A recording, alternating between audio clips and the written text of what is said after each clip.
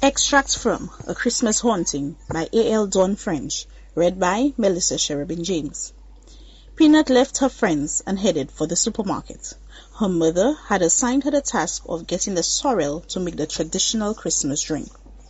Her eldest brother Sebastian would make the trip tomorrow, Christmas Eve, to buy the local bread and black pudding.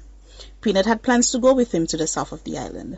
A pudding run was always fun, even more so at Christmas time. Chatting with the butcher and the pudding chef was always enjoyable.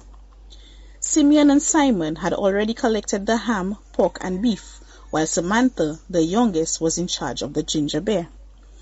Everyone seemed on track except Peanut.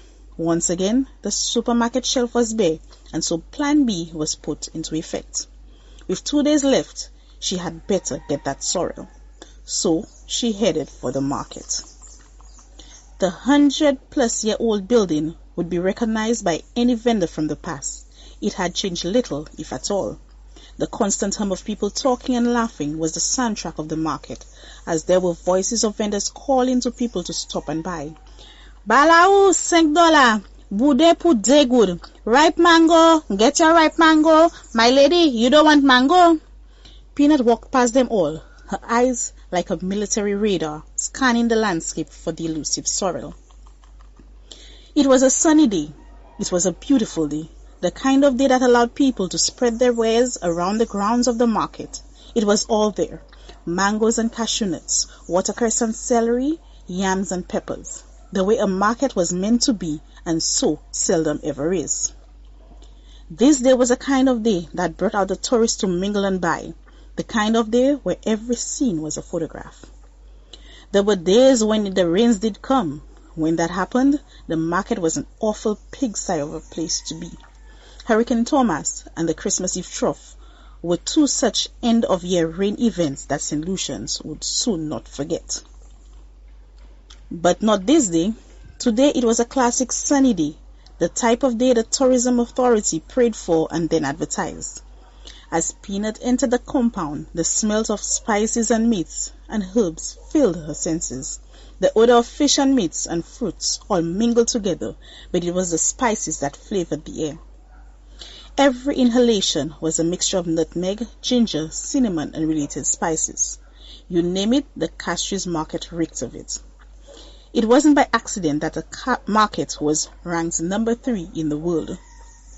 She picked her way through all of this. The market seemed as devoid of the sorrel as every other place she had tried. This was frustrating. Still, she searched. She really did not want to be the only one of the James children not to have accomplished her task. Finally, she spotted a woman with the object of her desires. "How much for the sorrel?" Peanut inquired. $10 a packet, came the outrageous quote. Peanut had expected this. It was 2 days to Christmas. Sorrel was scarce, and so it had become a seller's market. "That's a $5 pack." "You don't want it? Fine." The vendor stood her ground. The tin switched to Creole, the real language of the market, something she should have done from the start. "Est-ce que moi garder un cent pour? Ça c'est yon foulé pour $5, was her saucy retort. "Do I look pregnant to you? That's a $5 pack." "Oh bon Dieu, ou c'est un cent lycien? Oui ti fi moi, pour $5. The eyes of the vendor bulged. "Oh my God, you are a Lucian. Yes, my girl, for you $5. Moi vle toi."